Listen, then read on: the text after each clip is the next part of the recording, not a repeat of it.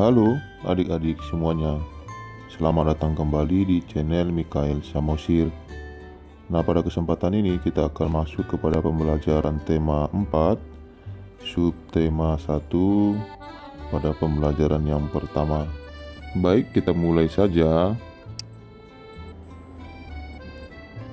Globalisasi di sekitarku. Kita berada di era globalisasi.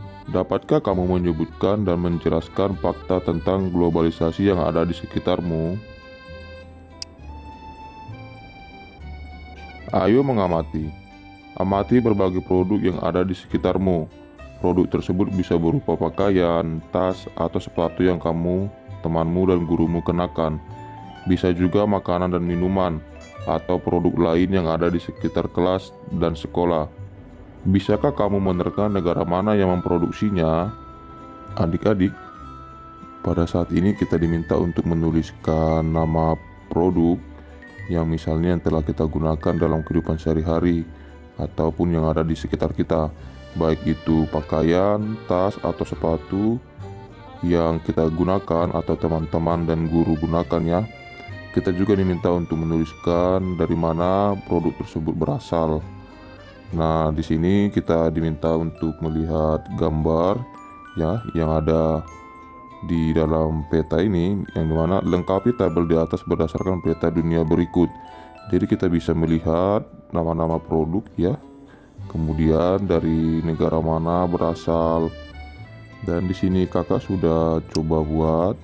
Nah, ini ya, seperti baju batik itu berasal dari Indonesia.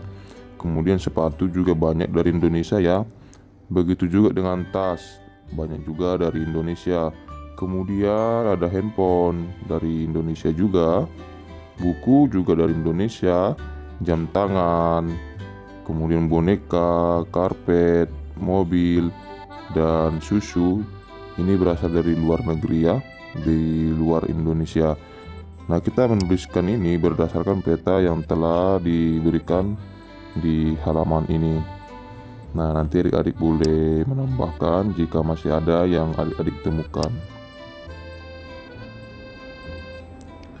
Globalisasi memungkinkan beragam produk dari negara lain dapat kita temui. Kita bisa menemui berbagai makanan dari negara lain seperti pizza, jam tangan, atau boneka dari negara lain. Produk Indonesia juga bisa ditemui di luar negeri, misalnya batik. Perkembangan komunikasi dan transportasi menjadikan barang-barang tersebut mudah ditemui di negara lain. Diskusikan bersama teman tentang beragam hal yang ingin kamu ketahui lebih lanjut tentang globalisasi. Tuliskan pada kolom berikut. Pada era globalisasi ini, Indonesia juga melakukan kerjasama dengan negara lain, termasuk dengan negara-negara ASEAN. Bagaimana peran Indonesia dalam kerjasama bidang sosial budaya dengan negara-negara ASEAN? Menteri Luar Negeri Hillary Clinton promosikan angklung ke dunia.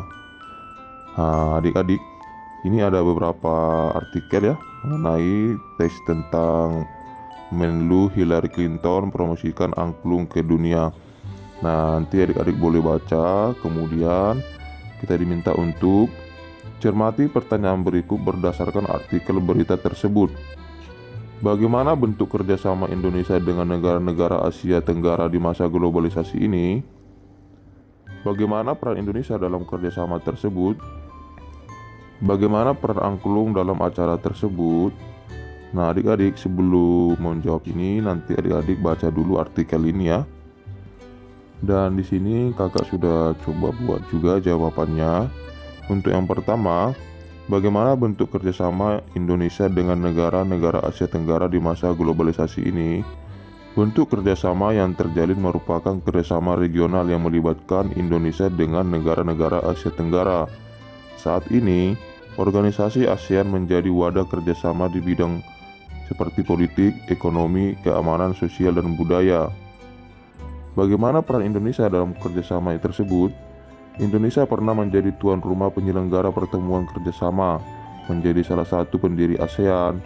Indonesia pernah memimpin ASEAN, dan Indonesia ikut juga serta menciptakan perdamaian di Asia Tenggara. Bagaimana peran angklung dalam acara tersebut? mampu menghadirkan kebahagiaan bagi semua undangan. Nah, adik-adik, jawaban ini dapat kita temukan di dalam artikel ya. Nanti adik-adik boleh dibaca dulu sebelum menjawab pertanyaannya. Nah, baik, kita lanjut lagi. Kerjasama Indonesia dengan negara-negara di Asia Tenggara di bidang sosial budaya di masa globalisasi. Nah, kita diminta untuk menuliskan berbagai bentuk kerjasama yang dilakukan Indonesia di negara-negara Asia Tenggara ya.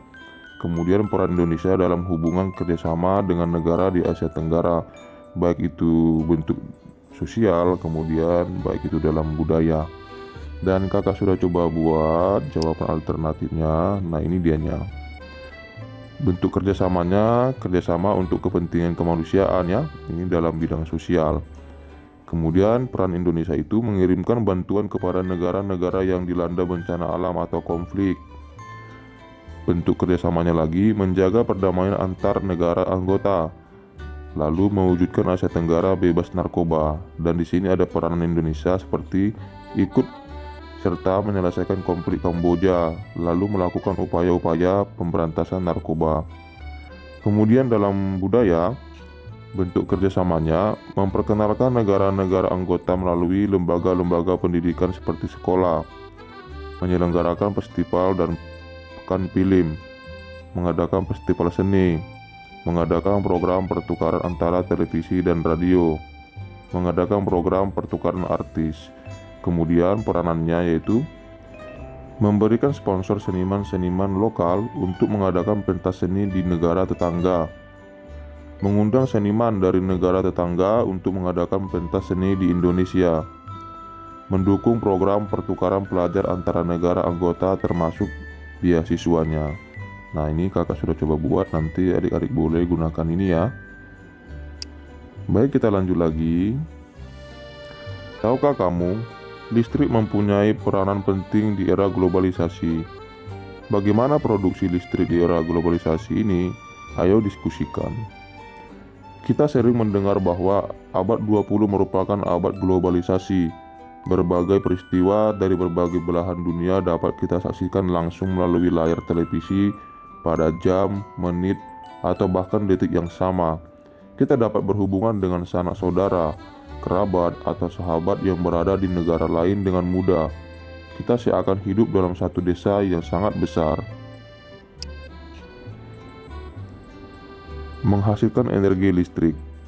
Pembangkit listrik tenaga air. Nah, adik-adik, ini adalah contoh teks eksplanasi ya.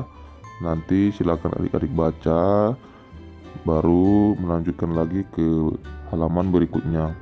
Nah, di sini kita lanjut saja supaya cepat. Dan di sini kita diminta untuk membuatkan paragrafnya ya. Yang dimana untuk paragraf pertama mengenai topik masalah. Listrik memiliki peranan penting di era globalisasi. Lalu untuk paragraf 2, dari penjelas, listrik dihasilkan di pusat pembangkit menggunakan beragam sumber energi. Lalu untuk paragraf 3 mengenai kesimpulan, pesan, dan pendapat penulis, komponen utama pada sebuah pembangkit energi listrik adalah turbin dan generator. Energi penggerak turbin selain dari aliran air juga bisa didapat dari angin atau yang disebut dengan PLTA, lalu panas bumi, dan sumber energi lainnya. Nah, ini adalah teks eksplanasi ya, yang dimana ada topik masalah, kemudian derek penjelas, dan kesimpulan dari penulis. Amati benda-benda yang ada di sekitarmu.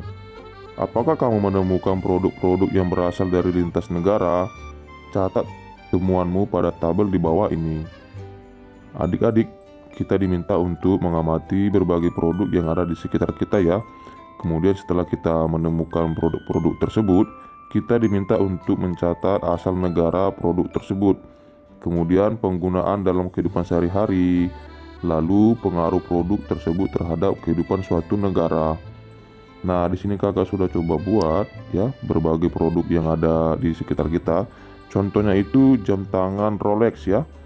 Ini berasal dari negara Swiss. Ya, penggunaan dalam kehidupan sehari-hari ya pasti penunjuk waktu dan perhiasan. Kemudian produk Samsung ya. seperti handphone. Nah, ini berasal dari Korea Selatan. Penggunaan dalam kehidupan sehari-hari ya seperti media komunikasi dan hiburan. Kemudian pengaruh produk tersebut terhadap kehidupan suatu negara seperti tadi, untuk jam tangan, masyarakat lebih disiplin, lebih tepat waktu. Kemudian untuk handphone, pengaruhnya memudahkan komunikasi antar wilayah negara dan sarana hiburan. Lalu ada lampu Philips ya. Lampu Philips ini berasal dari Belanda. Kemudian penggunaan dalam kehidupan sehari-hari ya pasti penerangan baik di dalam maupun di luar ruangan.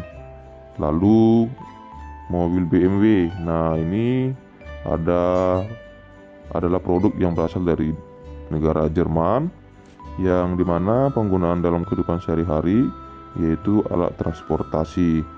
Kemudian pengaruhnya terhadap kehidupan suatu negara, mempermudah bepergian dan transportasi. Nah, adik-adik, demikianlah pembelajaran kita pada kesempatan ini. Jika nanti adik-adik masih bingung, silakan cantumkan di kolom komentar. Sampai jumpa di materi berikutnya. Terima kasih.